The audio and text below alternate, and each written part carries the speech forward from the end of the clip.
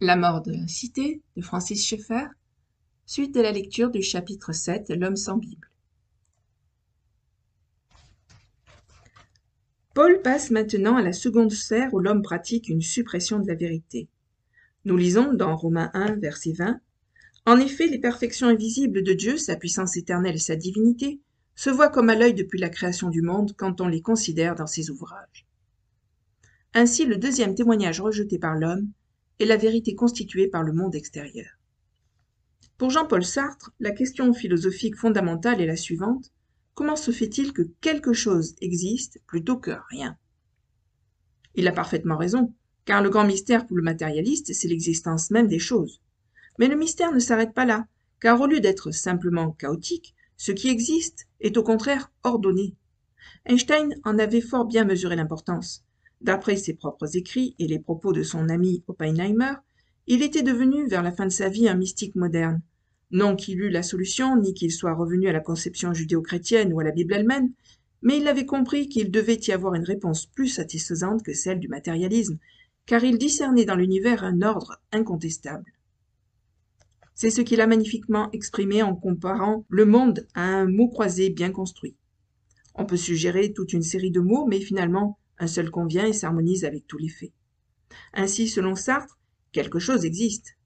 Oui, ajoute Einstein, et voyez la perfection de sa forme. En d'autres termes, il y a la science et la science-fiction. Cette dernière nous permet d'imaginer n'importe quel genre d'univers, mais la première nous oblige à nous occuper de l'univers tel qu'il est. Pendant plusieurs années, l'Institut de technologie du Massachusetts s'est servi d'ordinateurs très rapides pour déterminer par le calcul des probabilités si, dans un laps de temps convenable, le hasard seul aurait pu produire un univers aussi complexe que le nôtre. Résultat, la probabilité était nulle. Charles Darwin formule une conclusion semblable dans son autobiographie et sa correspondance. Aussi étrange que cela paraisse, ce vieillard ne cessait de répéter tout à la fin de sa vie: « Mon intelligence refuse d'admettre que le hasard soit à l'origine de tout cela. » C'est à son intelligence, notez-le bien, et non à sa sensibilité qu'il se réfère.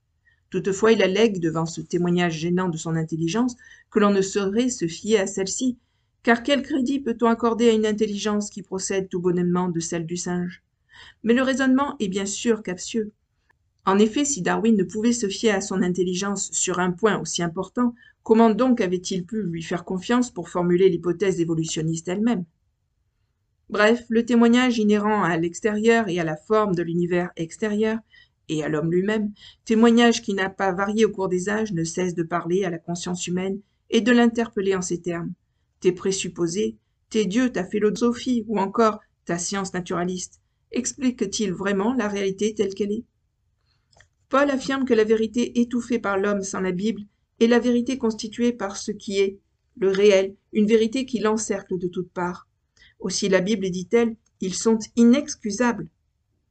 L'homme sans la Bible est inexcusable, car il supprime la vérité constituée par la nature de l'homme et par celle de l'univers extérieur. C'est ici que l'on peut mesurer l'importance des diverses traductions de Romains 1,18, auxquelles nous avons déjà fait allusion.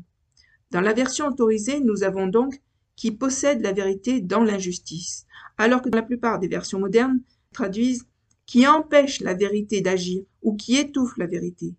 Mais « possède » semble néanmoins la meilleure traduction. Voici à mon sens ce que Paul veut dire.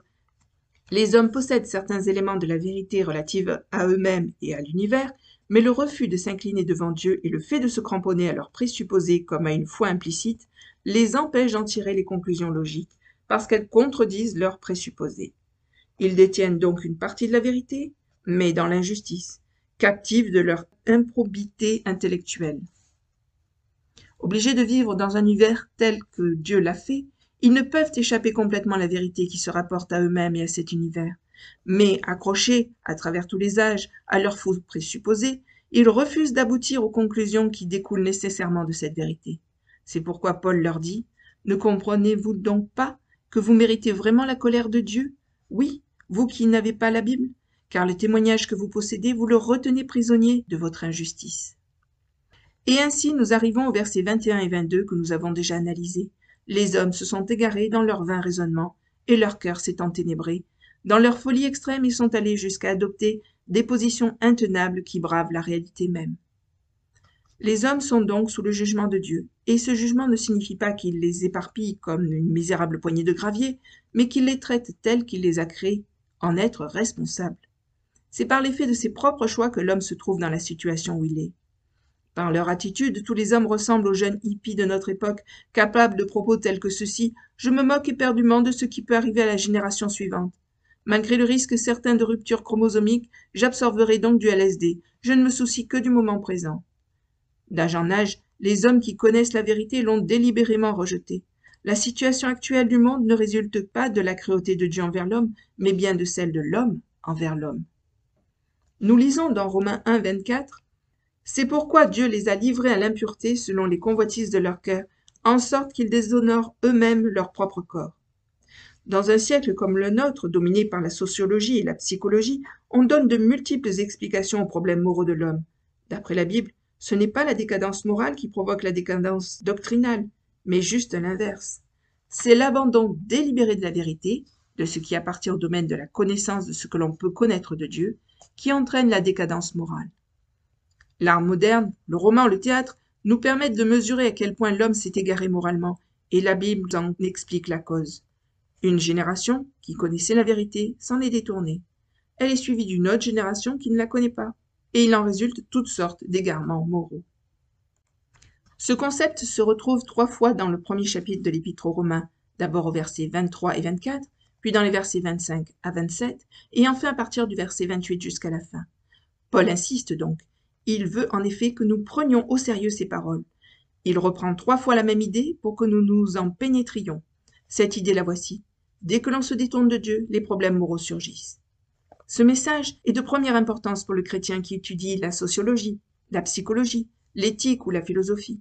Il faut refuser à tout prix d'expliquer les fautes humaines à l'aide de ces causes mineures secondaires. Bien entendu, chaque individu est conditionné psychologiquement ou sociologiquement dans une certaine mesure, et ce conditionnement influe sur ses décisions. Cependant, nous devons nous opposer vigoureusement au concept moderne selon lequel tout péché peut trouver son explication dans un conditionnement ou dans un autre. Prenons l'exemple de Richard Speck, l'assassin de 8 infirmières à Chicago. C'est le cas typique d'un homme dont on essaye d'expliquer les actes par le conditionnement. Dans un livre consacré à ce sujet, son psychologue dit que Speck ne pouvait pas plus retenir de tuer qu'un autre d'éternuer. Ce point de vue soulève 3 graves questions. D'abord, que fait-on des infirmières assassinées? Quelques-unes d'une façon très sauvage. Elles sont traitées comme des quantités négligeables. Ce genre d'explication les réduit à 0. Ensuite, que fait-on de la société? Elle ne compte plus, et il en est de même de l'ordre qui devrait y régner. Dans une telle perspective, l'ordre dans la société ne peut plus se comparer qu'à une grande machine agissant mécaniquement sur des machines plus petites. Enfin, que fait-on de Speck lui-même?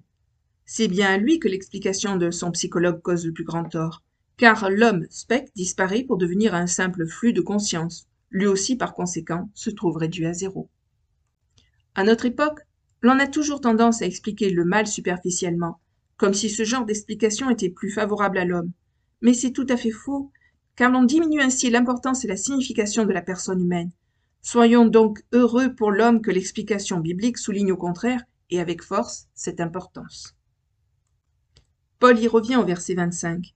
C'est une première répétition de l'idée exprimée au verset 23 et 24. Eux qui ont changé la vérité de Dieu en mensonge et qui ont adoré et servi la créature au lieu du Créateur qui est béni éternellement. Amen. L'apôtre pense aux idoles d'argent et de pierre, mais aussi au culte dans le monde créé où l'un quelconque de ces éléments est l'objet. Il constate que les hommes se sont faits de faux dieux au lieu d'adorer le Dieu vivant. Et ils n'ont à cela aucune excuse, car en partant simplement de la connaissance d'eux-mêmes, ils auraient dû arriver à une conception plus satisfaisante de Dieu. C'est d'ailleurs ce qu'Ésaïe reprochait déjà aux Juifs 700 ans auparavant. Je paraphrase. N'êtes-vous pas stupide de vous fabriquer des dieux inférieurs à vous-même, qui sont moins que vous? C'est vous qui devez les porter. Eux ne vous portent pas. N'est-ce pas insensé de vous donner un point d'intégration qui est encore moins que vous? Voir Ésaïe 44, versets 12 à 20 et 46, versets 1 à 8. Paul s'est servi précisément du même argument sur l'aréopage. Le refus de s'incliner devant Dieu entraîne les conséquences suivantes. Les faits patents relatifs à l'univers et à l'homme sont passés au crible des présupposés personnels. Les conclusions inévitables découlant logiquement de ces faits sont écartées, et pour finir, l'on se retrouve en face d'un monstrueux mensonge. Les idoles de pierre sont des mensonges évidents puisqu'elles sont inférieures à l'homme, mais on peut en dire autant de certains présupposés non chrétiens.